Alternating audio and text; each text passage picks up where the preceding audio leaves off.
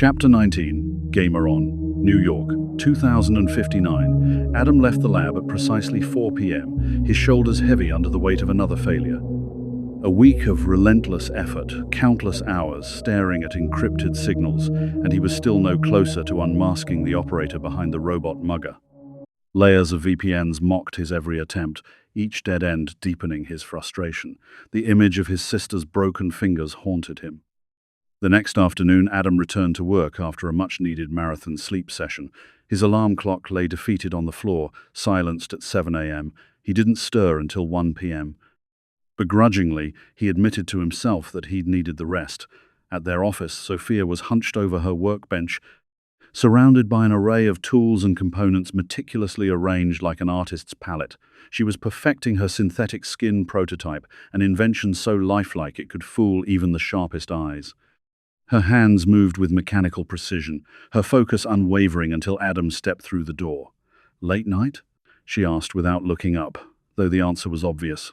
"Yeah," he muttered, the weight of the past week thick in his voice. She glanced with a brief smile, then turned her gaze toward the far corner of the room where Stevie Chen was wrestling with a coding issue. The eccentric programmer muttered to an AI assistant, gesturing animatedly at his monitor. Sophia shot Adam a mischievous look and motioned for him to follow her pointing finger. Adam raised an eyebrow but obliged, tiptoeing exaggeratedly across the room. Sophia stifled a laugh, pointing insistently at the side of Stevie's head. Adam leaned closer and froze. At first glance, Stevie looked normal, but when he shifted position, Adam's breath caught. Above his temple, a circular opening revealed a sleek microchip embedded in his skull. Its transparent cover gleamed under the lab's fluorescent lights. Tiny electric arcs danced across its surface, pulsating with mesmerizing precision. "Is that?" Adam began, his voice faltering. "A Stipe Industries AI-to-human interface chip," Sophia said, a mix of disbelief and amusement in her tone. "What the hell?" Adam blurted out. Startled, Stevie spun in his chair, smiling.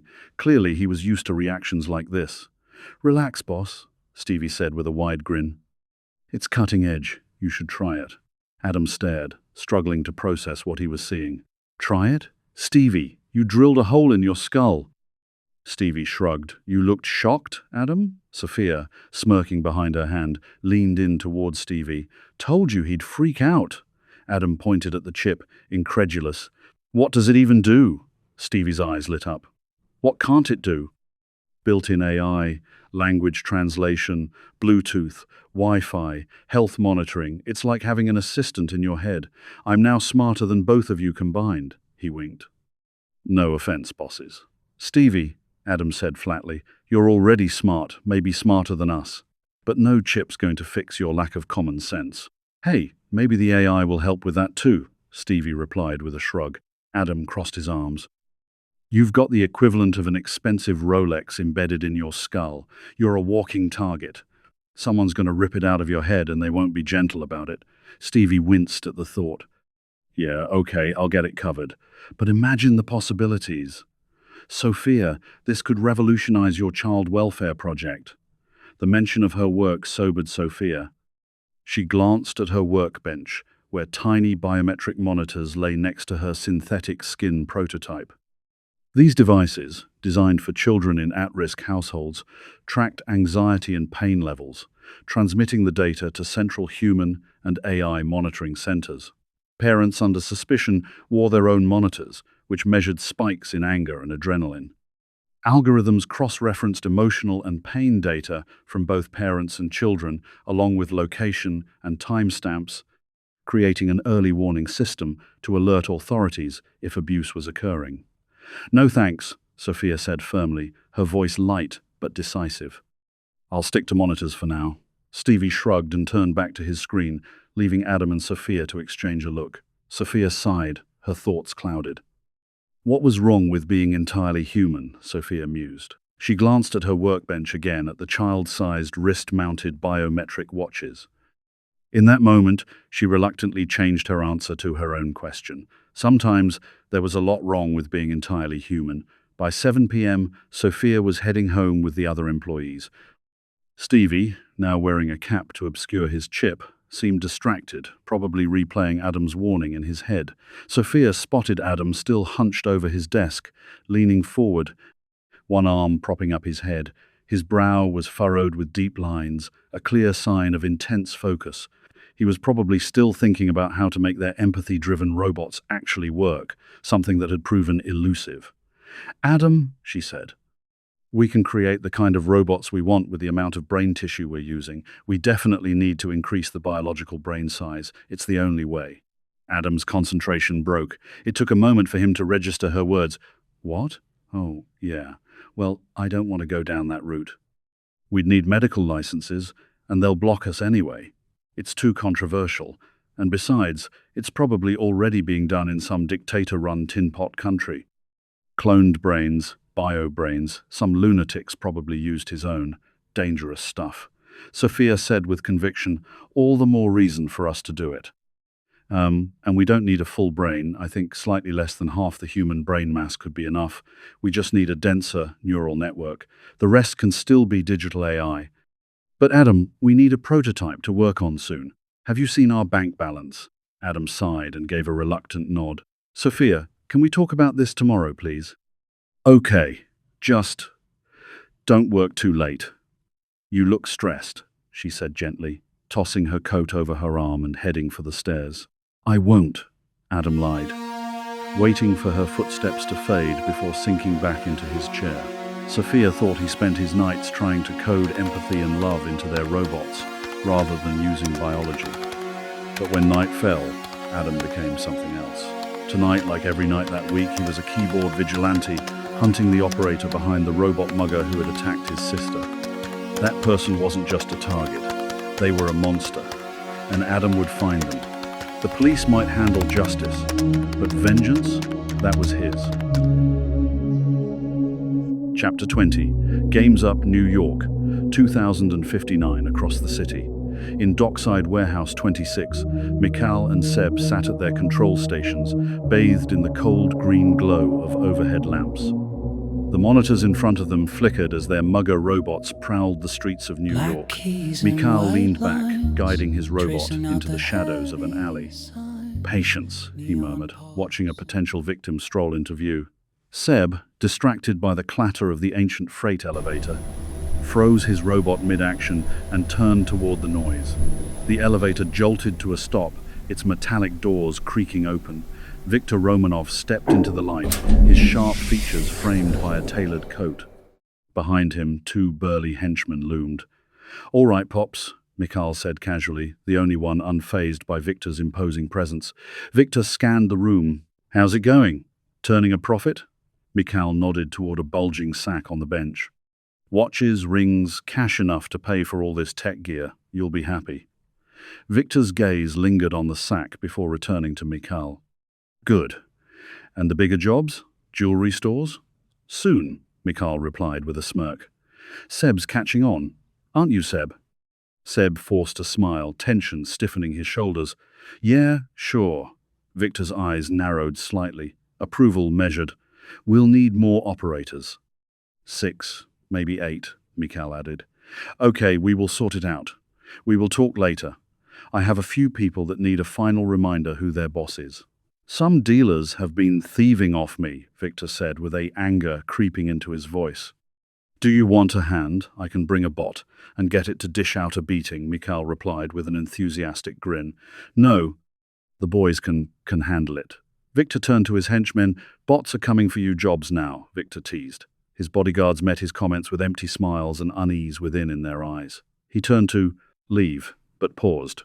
"Mikhail, bring your girlfriend to the barbecue this weekend. And make sure she doesn't have any bruises," Mikhail bristled. "I told you, she fell." "Make sure she doesn't fall again," Viktor said. The sarcasm in his voice made his disbelief plain. His cold stare lingered for a moment before he turned and disappeared into the shadows, his henchmen close behind. Seb hesitated, then followed. "Boss."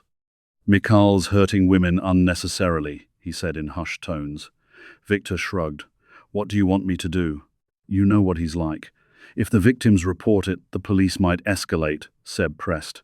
"It could lead them to us," Viktor sighed. "I'll talk to him." Seb watched the elevator descend, doubt engulfing him. Back in the warehouse, Mikhail's laughter echoed as his robot dragged its latest victim into the shadows. Meanwhile, Adam back at his office refused to give up. From his very first attempt, he'd secured one crucial piece of data, the Stipe Industries ID of the Mugger robot. Even though the operator cloaked its movements behind a VPN shortly after his sister was attacked, Adam had a plan. He'd already cross-referenced police records of muggings that matched the robot's profile, collecting victims' mobile numbers. Running them through an AI algorithm, he triangulated their last known locations. The bot's pattern was clear. It often carried the stolen phones for a while before dumping them. The trail pointed to a dockside location in New York, but he needed more. Cracking the Stipe Industries VPN and hijacking their satellites would pinpoint the robot's base precisely. He launched his custom packet, Injector, flooding the VPN server with relentless requests. One by one, its defenses began to crumble until a single, elusive ping revealed the satellite access node. "Gotcha," Adam muttered, his fingers a blur on the keyboard. He rerouted the GPS triangulation data, and within seconds, the satellite map flickered to life. A red dot appeared, crawling across the city grid. The robot was in motion, but not quickly enough. Adam smirked. 30 minutes later, he was inside the robot's control systems, seeing through its cameras, hearing through its audio sensors. Hidden in the code like a shadow, he turned the Muggerbot into a Trojan horse. He just had to wait. Eventually, the operator would summon the bot back to its base, and Adam would already be there, riding inside its circuits, ready to take them down from within. It wasn't long before Adam realized there were two Mugger robots, two operators behind the Enterprise. A real cottage industry, he thought wryly. The operation was seamless. Their crimes were fully lower risk. Adam toggled to Seb's Muggerbot. Its camera feed flickered to life, just as it cornered a man in a dimly lit alley. The victim, a lawyer named Boris, was impeccably dressed, radiating the quiet confidence of someone who'd enjoyed one too many drinks. His short walk from the bar to his apartment should have been uneventful. Crime in this area was rare. Universal income, government-granted shares in AI corporations, and personal robots earning wages for their owners had dulled the old economic motives for violence. Yet here he was, trapped, disoriented, and terrified. Boris had felt the robot's grip before he saw it, a cold, mechanical embrace that hoisted him effortlessly off the ground like a sack of groceries. A voice followed, low and menacing, delivered through a modulated microphone. "Scream, and I'll kill you. Stay quiet, and you'll walk away in a few minutes." Seb, seated at his workstation in the warehouse miles away, watched through his bot's synthetic eyes. His voice modulator projected commands through the machine's artificial throat, giving it an unsettlingly human tone. Seb had perfected the art of delivering threats, a balance of menace and control. A carrot-and-stick philosophy. The robot unceremoniously dumped Boris in a desolate alley that reeked of stale urine and rotting food. Boris stumbled to his feet, backing against a grimy wall as the machine loomed over him. Its blank synthetic face and shadowed hood added to the terror. "Give me your valuables," the robot commanded. "Don't try running, and you won't get hurt." Shaking, Boris handed over his wallet, his watch, and a chain from around his neck. The robot's gaze lingered on his hand. Boris noticed immediately and stammered, "It's my wedding ring, please." The robot tilted its head, no expression. No empathy. Then, coldly, "What do you think your wife or husband, whoever, would prefer? A stolen ring or a dead you?"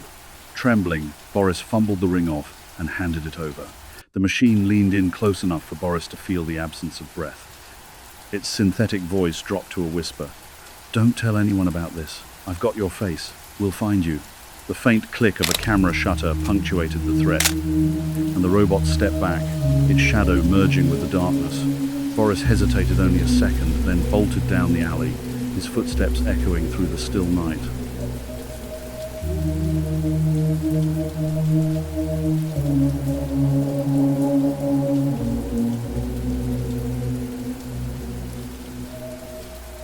Black keys and white lines, tracing out the heavy signs. Neon pulse in the dark, waiting for a lonely spark. Fingertips on the cold glass, watching every hour pass. The signal is fading low. Where did the rhythm go? I hear a hum in the wire, feeding the ghost in the fire. System error buried in the deep secrets that